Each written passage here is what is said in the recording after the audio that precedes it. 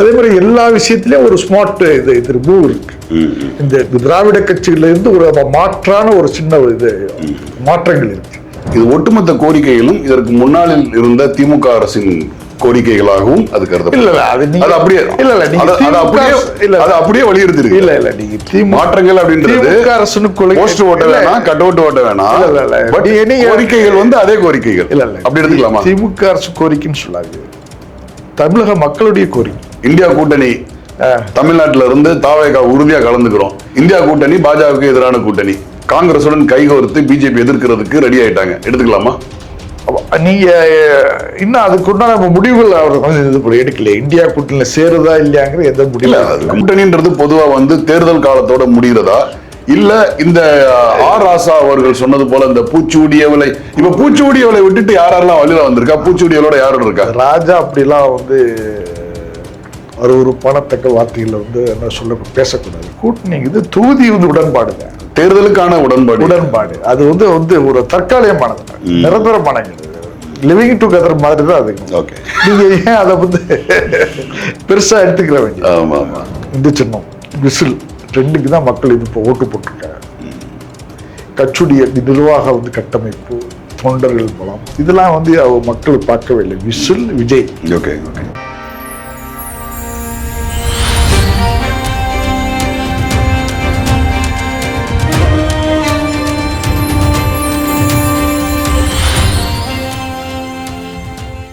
வாகை தமிழ் நேயர்களுக்கு வணக்கம். இன்று நம்மோடு இணைந்திருப்பவர் பத்திரிகையாளர் திரு ஜாஃபர் அவர்கள். வணக்கம். வணக்கம். மாண்புமிகு முதல்வர் ஜோசப் விஜய் அவர்கள் டெல்லி பயணம் மேற்கொண்டுள்ளார். அதில் வந்து 16வது நிதி ஆயோக் ஆலோசனை கூட்டத்தில் கலந்துக்கிட்டாரு. பிரதம மந்திரியை சந்திச்சாங்க, குடியரசுத் தலைவர், துணை குடியரசுத் தலைவர் அனைவரும் சந்திச்சுட்டு வந்திருக்கிறாங்க. அதில் ரொம்ப வரலாற்று சிறப்பு மிக்க பல கோரிக்கைகளை அவர் வந்து பிரதமரிடம் எடுத்து வைத்திருக்கிறார். அதில் ரொம்ப குறிப்பாக சொல்லணும்னு சொன்னால், அவர் சொன்ன ஒரு விஷயத்தில் வந்து இளைஞர்களுக்கு வந்து அதிகார பகிர்வு, சமூக நீதியான அரசு, வெளிப்படையான அரசு அப்படின்ற தன்னோட கட்சி நிலைப்பாட்டை, அரசோட நிலைப்பாட்டை வந்து முன்வைத்திருக்கிறார். இந்த நிதி ஆயோக் கூட்டத்தை வந்து கடந்த ஒரு 3 ஆண்டு காலமாக வந்து திமுக அரசு புறக்கணித்திருந்தது. இல்ல 2025 வந்து கலந்துக்கிட்டாங்க. அது 3 முறை புறக்கணித்து 2025 வந்து அவங்க கலந்துக்கிட்டாங்க.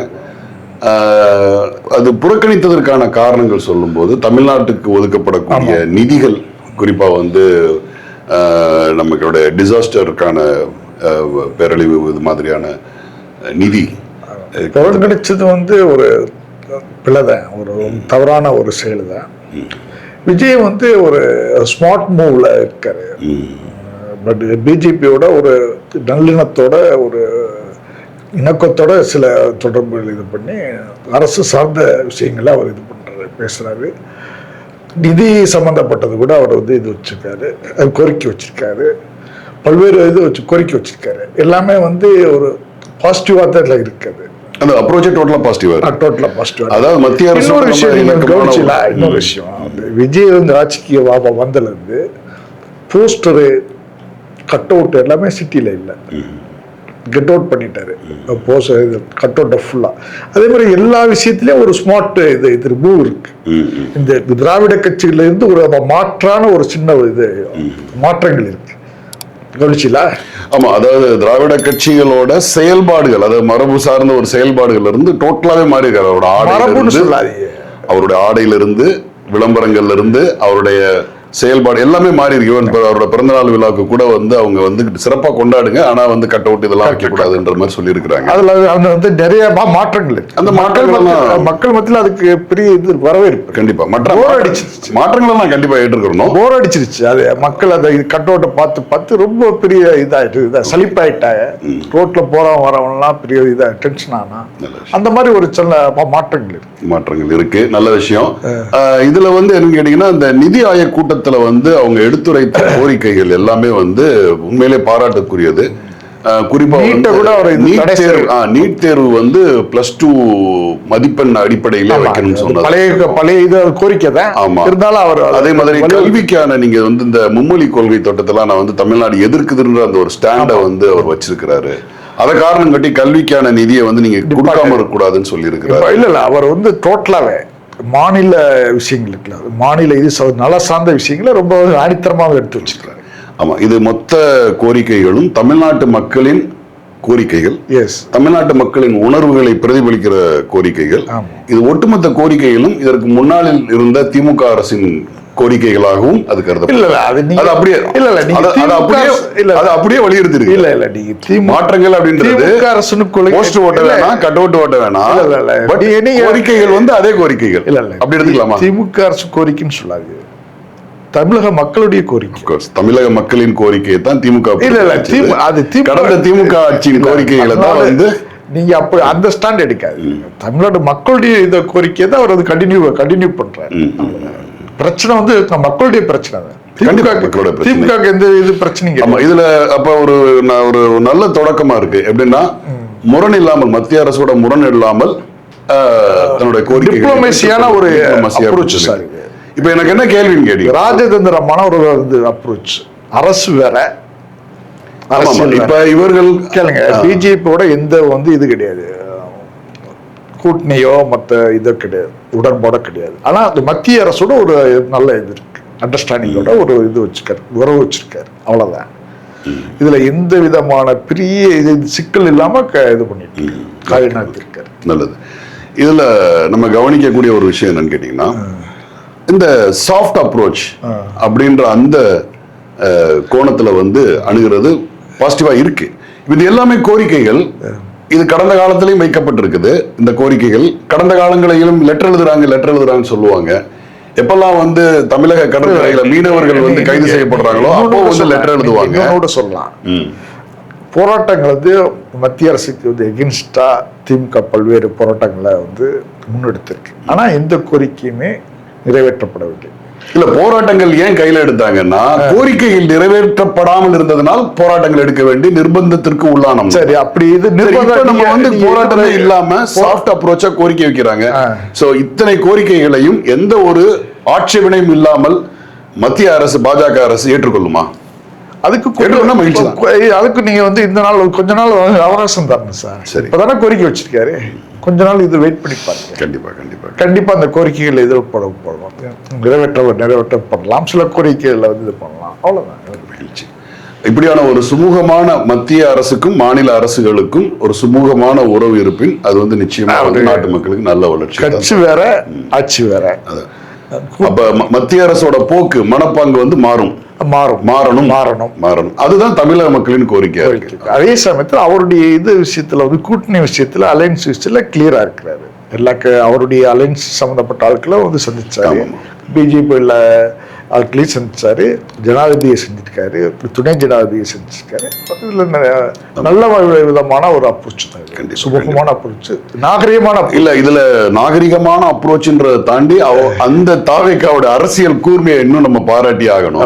எப்படி பாராட்டணும்னா, சட்டம் ஒழுங்கு வந்து இங்க கைமீறி போய்கிட்டு இருக்க போதும், இங்க வந்து நலத்திட்டங்களை வந்து சரியா நிறைவேற்றுறதுக்கான கால அவகாசங்கள் வந்து போதாமையில இருந்த போதும், அவருடைய அரசியல் கூட்டணி கணக்குகள்ல வந்து மிகப்பெரிய சாணக்கியத்தோட தான் அவர் பண்ணிட்டு இருக்காருன்னு நம்ம நினைக்கலாம். ஏன்னா அவருக்கு கிடைத்த ஒரு ராஜ்யசபாவையும் வந்து காங்கிரசுக்கு விட்டு கொடுத்து, இந்தியா கூட்டணியிலும் சேராமல் மற்ற பாஜக அரசுக்கு எந்த விதத்திலும் ஒரு நெருக்கடிகளை கொடுக்காமல் வந்து அவ்வளவு ரொம்ப சக்கரவர்த்தி உண்மையிலே ராஜதந்திரி தான். அது நீங்க இதெல்லாம் சொல்லலாம். பாஜகவுக்கு எந்த இடத்துல வந்து நம்ம ஒரு எதிர்நிலைக்கு போயிடக்கூடாது, அவங்களோட கோபத்துக்கு ஆளாயிடக்கூடாதுன்றதுல ரொம்ப அழகான ராஜதந்திரமா அதை சொல்லாதீங்க. பிரவீன் சக்கரவர்த்தி அவருடைய கூட்டணியில சேர்றதுக்கு பல்வேறு இது முயற்சிகள் எடுத்தாரு. அந்த நட்பின் அடிப்படையில் அவருக்கு வந்து சீட்டு அலாட் பண்ணப்பட்டிருக்கு, அவ்வளவுதான். அப்படி இல்லைன்னா வந்து தாவேக்காவில் உள்ள ஒருத்தர் தான் இதா இருப்பார், எம்பியா இருப்பாரு. ஓகே, நீங்க அதுல நட்பின் அடிப்படையில ராஜ்யசபா வந்து விட்டு கொடுத்துட்டாங்க. ஓகே, அவர் ஏற்கனவே காங்கிரஸ் வந்து பிஜேபி வந்து ஒரு ராஜ்யசபா எடுத்துக்கிட்டாங்க. நீங்க அதுக்கு ஆடாம ஜெயிச்சோமடான்றது அவங்க கணக்கு, ஆட்டமே இல்லாத ஒரு வந்து அர்த்தம் நீங்க வந்து இருக்கக்கூடாது, கண்டுபிடிக்க கூடாது. சரி, அவர் பிஜேபி வந்து இருக்கக்கூடாதுங்கிறக்காண்டி இவருக்கு இந்த சீட்டு கொடுத்தாங்கன்னு நீங்க சொல்லக்கூடாது. அப்ப இந்தியா கூட்டணியில கண்டிப்பா வந்து தாவேகா இடம்பெறும் நம்ம உறுதியா எடுத்துக்கலாமா? எப்படி இந்தியா கூட்டணி தமிழ்நாட்டில இருந்து தாவேகா உறுதியா கலந்துக்கிறோம். இந்தியா கூட்டணி பாஜகவுக்கு எதிரான கூட்டணி, காங்கிரசுடன் கைகோர்த்து பிஜேபி எதிர்க்கிறதுக்கு ரெடி ஆயிட்டாங்க, எடுத்துக்கலாமா? நீங்க இன்னும் அதுக்குண்டான முடிவுகள் அவர் வந்து இது போல எடுக்கல. இந்தியா கூட்டணியில சேருதா இல்லையாங்கிற எந்த முடிவு அதுக்கு முன்னாடி பிரவீன் சக்கரவர்த்தி வந்து காங்கிரஸ்ல இருக்காரு. தாவேகாவை வந்து சட்டசபையில் ஆதரித்த கட்சிகள் எல்லாம் சேர்த்து வச்சு ஒரு பேர் வச்சார் இல்லையா? அவர் ஒரு பேர் வச்சு நாங்கெல்லாம் அவர் மகாபந்தன் மாதிரி அவர் ஒரு பேர் டிக்ளேர் பண்ணாரு. அப்புறம் கம்யூனிஸ்டுகள் வாரினாங்க உட்காந்து.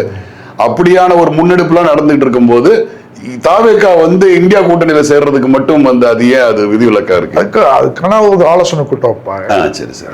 தாவேகாவுடைய வந்து செயற்குழு மற்றது ஆலோசனை கூட்டம் எடுத்து அதுல இது முடிவு பண்ணுவாங்க. திடுதிப்புன்னு சேர்த்துட முடியாது. ஆல் இந்தியா அளவுல திடுதிப்புன்னு தான் வந்து ஒரு தாவேகா தலைமையில வந்து நான் காங்கிரஸ் சேர்ந்து ஒரு ஒரு கூட்டணிக்கு ஒரு ஃபார்ம்லாம் வச்சாங்க. எலெக்ஷனுக்கு முன்னாடியே சில பேச்சுவார்த்தை இருந்துச்சு. அதான் சில பேர் என்ன பண்ணா நிப்பாட்டினாங்க, தடுத்தார். பேச்சுவார்த்தை இல்ல, பேச்சுவார்த்தை இந்நேரம் வந்து காங்கிரஸ் வந்து தாவேக்கால வந்து சேர்ந்திருந்தால் குறையாமல் 50 சீட்டுகள் பெற்றிருக்க முடியும். அந்த காங்கிரஸ் பெற்றிருக்குமா? பெற்றிருக்கும். வாய்ப்புகள் வந்து காங்கிரஸ் விட்டுருச்சு, இழந்துருச்சு. அதான் இப்போ உள்ள பெரிய சிக்கலுக்கு அதான் முக்கிய காரணம். இல்ல எல்லாருடைய ஆசையுமே அதுவாதான் இருக்கு.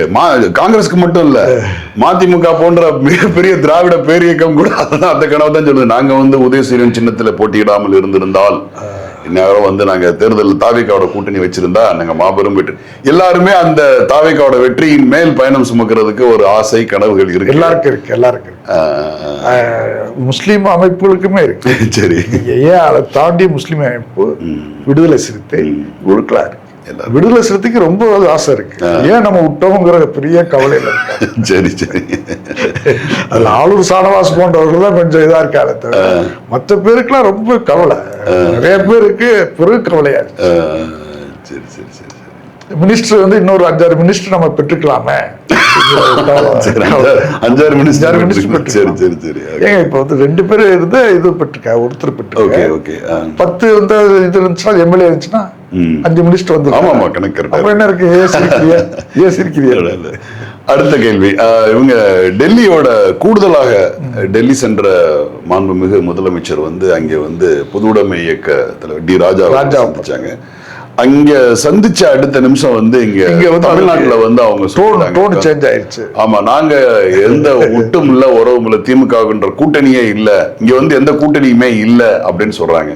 இதை நம்ம எப்படி எடுத்துக்கிறது? அதாவது கூட்டணின்றது பொதுவா வந்து தேர்தல் காலத்தோட முடிகிறதா, இல்ல இந்த ஆர் ராசா அவர்கள் சொன்னது போல இந்த பூச்சூடியவளை, இப்ப பூச்சூடியவளை விட்டுட்டு யாரெல்லாம் வழியில வந்திருக்கா? பூச்சூடியவளோட யாரும் இருக்கா? ராஜா அப்படிலாம் வந்து ஒரு பணத்தக்க வார்த்தைகள் வந்து என்ன சொல்ல பேசக்கூடாது. கூட்டணி இது தொகுதி வந்து உடன்பாடு தான், தேர்தலுக்கான உடன்பாடு. அது வந்து வந்து ஒரு தற்காலிகமானது, நிரந்தரமானது, லிவிங் டுகெதர் மாதிரி தான் அது. நீங்க ஏன் அதை வந்து பெருசா எடுத்துக்கிற வேண்டிய கூட்டணி நான் இத்தனை தொகுதியுடைய இதை பங்கீடு தான், அவ்வளவுதான். அதே சமயத்துல வந்து கம்யூனிஸ்டுகளுக்குன்னு சில வந்து ஐடியாலஜி இருக்கு, தலைமை இருக்கு. எல்லாமே திமுக முடிவுக்கு நம்ம வந்து கட்டுப்பட முடியாது. அதுல வந்து அவங்க கட்டுப்பட வேண்டியது அவசியம் என்ன இருக்கு அது சொல்லுங்க. ஆமாமா, ஒவ்வொரு கட்சிகளுக்கும் அவங்களுக்கு தனித்த கொள்கைகள் இருக்கு, அவங்களுக்கான இலக்கு. திமுகவுக்கு நாளைக்கு இதே மாதிரி இன்னொரு இது நெருக்கடி வந்து அவங்களும் ஆட்சியில வந்து இது பங்கு மத்தியில 98 வந்து கேட்டவங்க தானே. அப்ப வந்து மத்தபொருடைய நிலையை பத்தி அவங்க எந்த கவலையும் இப்ப இல்ல படம் இல்லை. இப்பயே நம்ம கவலைப்படணும். அரசியலுங்கிறது என்னங்க? திமுக தனித்து விடப்பட்டுருச்சு. ஆமா, தனித்து விடப்பட்டுச்சு. பெரிய வந்து ஆபத்தான சூழல்ல இருக்கு. ஆபத்தான சூழ்நிலை இருக்கா? திமுக இருந்து கொஞ்சம் பேர் இதுல போய் சார் ஆனா தாவக்கையில அன்பழகன் அன்பழகன் இருக்காருல்ல, அவருள்ள 3 இதா உள்ளவங்க தலைமுறையா வந்து நீங்க இவர் ஆலந்தூர் அவர் சொல்றீங்களா? யார சொல்றீங்க? இங்க இது அன்பழகன் ஒருத்தர். சரி சரி, ஓகே. அவருடைய சன்னு, அவருடைய அன்பழகன், அதான் பழக்கடை அன்பழகன் அவர் மறைந்த பழக்கடை. அவரெல்லாம் 3 வந்து இதை தலைமுறையா உள்ள ஒரு ஃபேமிலி, அவளே போய் சேர்ந்திருக்காங்க. Okay okay. அப்புறம் என்ன இருக்கு? ஓகே. ஸோ ஆக மொத்தம் வந்து தீய சக்தி திமுகவில் இருந்தும் தீந்து போன சக்தி அதிமுகவில் இருந்தும் அணி அணியாக வந்து தாவேகாவோட ஆட்சியை சப்போர்ட் பண்ணி சேர்ந்துகிட்டு இருக்கிறாங்க. நல்ல விஷயம். இப்ப சபாநாயகர் வந்து ஜேசிடி பிரபாகரன் அவர்கள் வந்து சொல்லியிருக்கிறாங்க, இந்த 4 எம்எல்ஏக்கள் அவங்க எம்எல்ஏ பதவியை வந்து ராஜினாமா பண்ணிட்டு அவங்க வந்து ஆதரவு கட்சியில வந்து சேர்ந்தாங்க. திரு இபிஎஸ் அவர்கள் வந்து சட்ட நடவடிக்கை உரிமை மீறல் கோரிக்கை வச்சிருக்கிறாங்க. ஒரு 7 நாட்கள்ல வந்து அதற்கான இது பண்ணப்படும் சொல்லியிருக்காங்க. இது இது வந்து அடுத்த கட்டமா என்ன? இல்லை, இது வந்து ரொட்டீனா உள்ள விஷயம் தான் சார். ஓகே, ஒருத்தர் ராஜினாமா பண்ணா அதுக்கு இன்னொன்று இது ஒரு அப்ஜெக்ஷன் வரும், இதுக்காக இது ராஜினாமா இந்த மாதிரி உள்ள ஒரு ரொட்டீனா ஒரு சட்ட இதை நடவடிக்கை தானே தவிர வேற ஒன்றும் அதுல பெருசா இல்லையே. Okay okay. அதுல என்ன உங்களுக்கு சந்தேகம்? ஆமா, இவங்க மேல நடவடிக்கை எடுக்க முடியாது. ஏன்னா பதவியை ராஜினாமா பண்ணிருக்காங்க, தேர்தலை சந்திக்க போறாங்க. அப்புறம் என்ன இருக்கு? அவர் வந்து அந்த ரெட்டலை சின்னத்துல வந்து நின்று திரும்ப ஒருத்தருக்கு சப்போர்ட் பண்ணாதானே பிரச்சனை. அவர் சப்போர்ட்டே பண்ணலையே. இப்ப இவர்களை தாண்டி வந்து கிட்டத்தட்ட ஒரு 45க்கும் மேற்பட்ட மாநில மாவட்ட அளவில் மிகப்பெரிய பொறுப்புகளில் இருந்த அதிமுகவில் இருந்த நிர்வாகிகள் வந்து தாவேக்காவில் வந்து ஜாயின் பண்ணியிருக்காங்க, சேர்ந்துருக்கிறாங்க. ஸோ இவங்க மேலே அட்லீஸ்ட் நம்ம குறைந்தபட்சம் வந்து ஏதாவது சட்ட நடவடிக்கை எடுக்க முடியாத ஒரு விவாதமாவது நடக்கும். இவங்க மேல எந்த ஒரு விவாதமும் நடக்கிறதுக்கு முடியாது, எந்த இதுவும் பண்ண முடியாது. ஸோ ஆக மட்டும் தூய சக்தியான தாவேக்கா, ஏன்னா அவங்களுடைய திராவிட கட்சிகளுக்கு எதிரான தொடர் குற்றச்சாட்டு, இந்த குற்றச்சாட்டு சொல்லி தான் வந்தாங்க. இப்ப வந்து தூய சக்தியான தாவேக்கா இந்த விஷயங்களை எப்படி கையாள போகுது? உள்ள வந்து என்றாகும் போது தாவேக்காக்கு என்றாகும் போது ஒரு சில நிபந்தனைகளை வச்சிருக்காங்க. எந்த விதமான இது நடவடிக்கைகள், குற்ற நடவடிக்கைகள், லஞ்சம் இதெல்லாம் வந்து தலையிடக்கூடாது, வாங்கக்கூடாதுன்னு சொல்லியிருக்காங்க. அந்த அடிப்படையில் சேர்றாங்க. இங்க தாவேக்கால வந்து மீண்டும் அதே மாதிரி செஞ்சா தான் நீங்க இதை பத்தி விமர்சனம் பண்ணணும். இப்ப நம்ம எப்படி எடுத்துக்கலாமா, புதிதாக மாற்று கட்சிகளிலிருந்து புதிதாக வந்து தாவேக்காவில் சேர்ந்த அந்த நிர்வாகிகளுக்கு எல்லாம் வந்து தாவேக்கா மூலமாக, அதாவது எம்எல்ஏ சீட்டு கொடுக்கிறது நேரடியான பலன், எந்த மறைமுகமான பலனும் கொடுக்கப்பட மாட்டாது. ஃபார் எக்ஸாம்பிள் எந்த வாரியத்துக்கும் அவங்க வந்து கொடுக்க மாட்டாங்க, எந்த ஒரு கான்ட்ராக்ட் டெண்டரும் அவங்களுக்கு போகாது. அவங்க வந்து தார்மீக அடிப்படையில வந்து விஜய் என்ற ஒரு இன்னொரு பாயிண்ட் சொல்லுங்க. இப்போ 30 பேர் வந்து திமுக இதுல அதிமுக வந்து விஜயை சப்போர்ட் பண்ணாங்க. அவங்கள கட்சியில பெரிய இம்பார்ட்டன்ஸ் தள்ளியே, ஆதரவு கூட அவர் வந்து இது ஏத்துக்கலையே. மதச்சார்பற்ற அணியினுடைய ஆதரவத்தை இவர் வந்து விரும்பி விஜய் வந்து ஏத்துக்க இப்படியே எடுத்துக்கலாம். விரும்பி இதற்கு பின்னாடி வந்து லீமா மார்டினோ இல்ல வந்து நம்ம மாண்புமிகு அமைச்சர் ஆதவ் அவர்களுடைய கரங்கள் இல்லைன்னு நம்ம எடுத்துக்கிறோம். விரும்பி வந்து விஜய் அவர்களின் கொள்கை, ஆட்சி நிர்வாகத்தின் சிறப்பு, தமிழ்நாட்டு மக்களின் எதிர்காலத்தை கருதி எல்லா கட்சிகளிலும் இல்ல இந்த ஒரு விஷயத்தை வந்து உறுதிப்படுத்துமா? அப்படி வந்து இணைந்தவர்கள் தங்கள் வந்து அடிப்படை தொண்டர்களாக தாவேக்காவில் இணைந்து மக்கள் பணியாற்றும் மட்டுமே வேண்டும். அவர்களுக்கு நேரடியாகவோ மறைமுகமாகவோ எந்த ஆதாயத்தையும் இந்த தாவேக்கா அரசு வழங்காது அப்படின்னு சொல்லி நிலவரப்படி இதான் உண்மை. நீங்க சொல்றதா உண்மை. கொஞ்ச நாள் பொறுத்து இருக்கு, அப்புறமே விமர்சனங்களை வைக்க. இப்போதே விமர்சனம் வச்சா அது எப்படி பண்ண முடியும்? இல்ல, ஒரு மாசம் தாண்டி போகுது. இன்னும் ஒரு மாசம் இல்ல, ஒரு ஆட்சியாளர் வந்து உட்காருக்கு ஒரு 2-3 மாசம் அது என்ன செட்டிங், யாரு என்னன்னு தெரியும். இப்போதைக்கு ஒருத்தர் கட்சியில வந்து இருக்க வராரு, புதுசா வராரு, அவர் வந்து சேர்க்கறதுல என்ன இது இருக்கு? இப்ப செங்கோட்டையன் வந்தாரு, என்ன பண்ணாரு? இப்ப இருக்கிறாரா இல்லையா? அது ரைட். அது கால அவகாசம் எடுத்துக்க. என்னன்னா ஒரு திரைப்படத்துல சத்யராஜ் சொல்லுவாரு, அட யாருங்க வானம் தோண்டி நில வச்சு கல் ஊண்டி வீடு கட்டி, எவனா ஒருத்தன் வீடை கட்டி வச்சிருப்பான், கப்புன்னு உள்ள போனமா குடி இருந்தமான.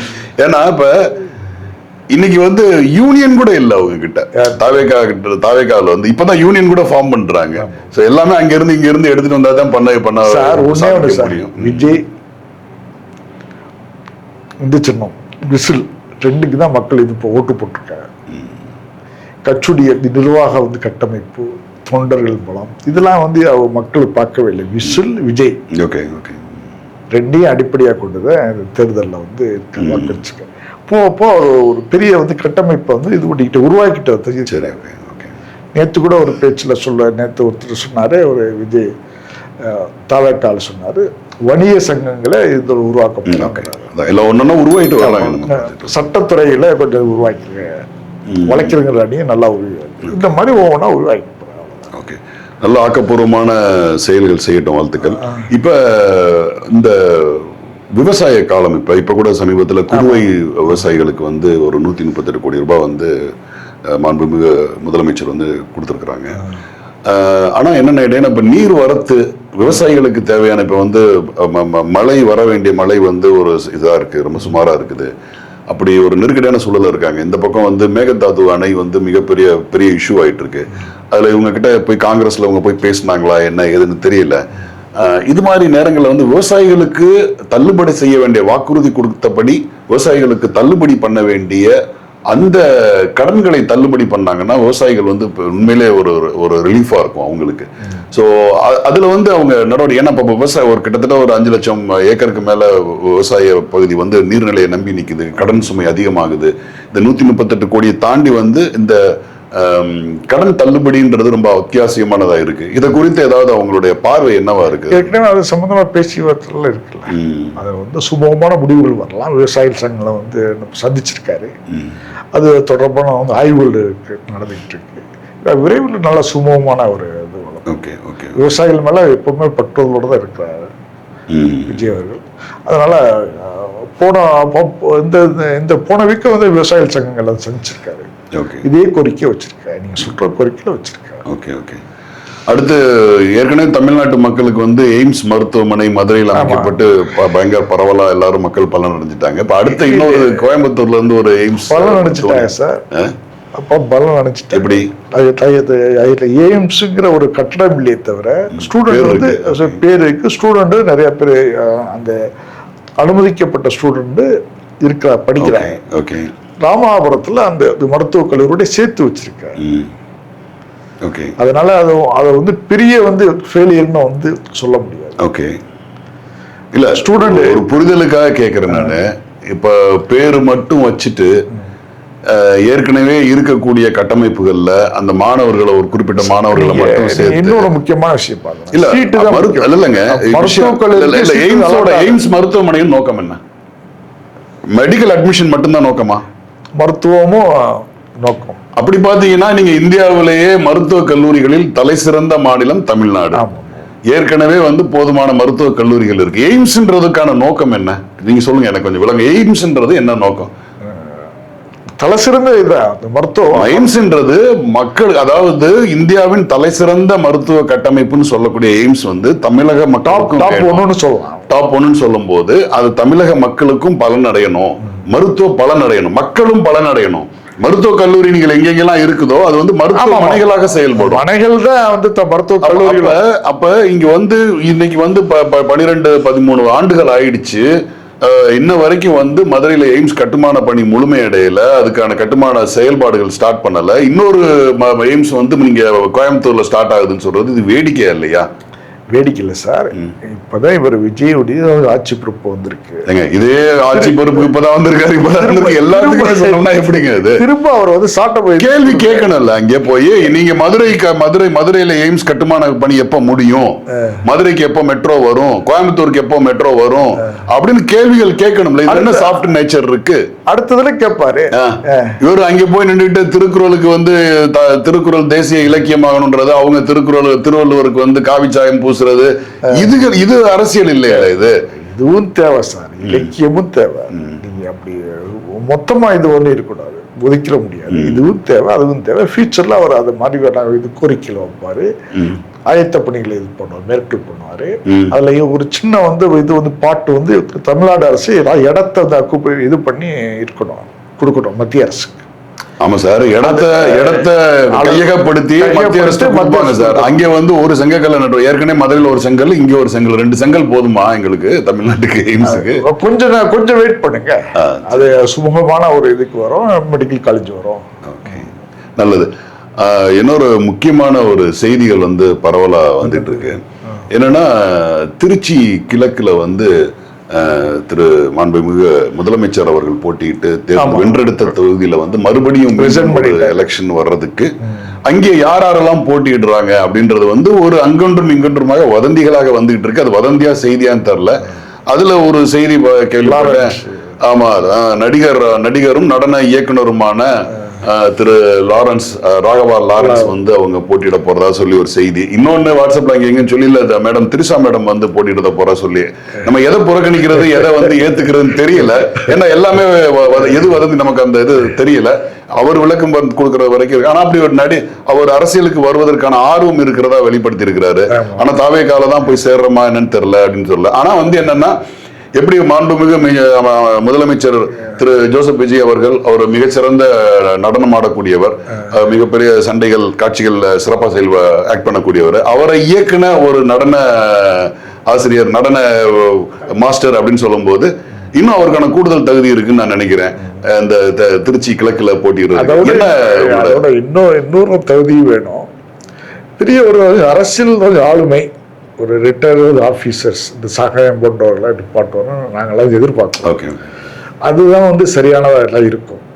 வந்து தாவேக்கா பொறுத்த வரைக்கும் கொஞ்சம் முதிர்ச்சியும் அனுபவமான ஆட்கள் வந்து ரொம்ப அதிகம் தேவைப்படுறாங்க. அந்த அடிப்படையில் பார்த்தா சகாயம் போன்ற ஆட்கள் வந்து தேவை அதிகமாக இருக்காங்க. லாரன்ஸ் போன்றவர்களுக்கு வேற ஒரு இது வாய்ப்பு கூட தரலாம். அரசியலுக்கு யார் வேண்டாலும் வரலாம். ஆனா இது போன்ற இடங்கள்ல வந்து ஹைலைட் ஆன ஒரு நேர்மையான அதிகாரிகள் அவரை போல வந்து நிறைய பேர் இருக்காங்க. சகாயம்னு மட்டும் கிடையாது, சகாயம் மாதிரி வந்து நிறைய பேர் அதிகாரி இருக்காங்க, சோசியல் ஒர்க் இருக்காங்க. அந்த மாதிரி ஆட்களை நிப்பாட்டி கூட அது வந்தாருன்னா பெஸ்டா இருக்கும்.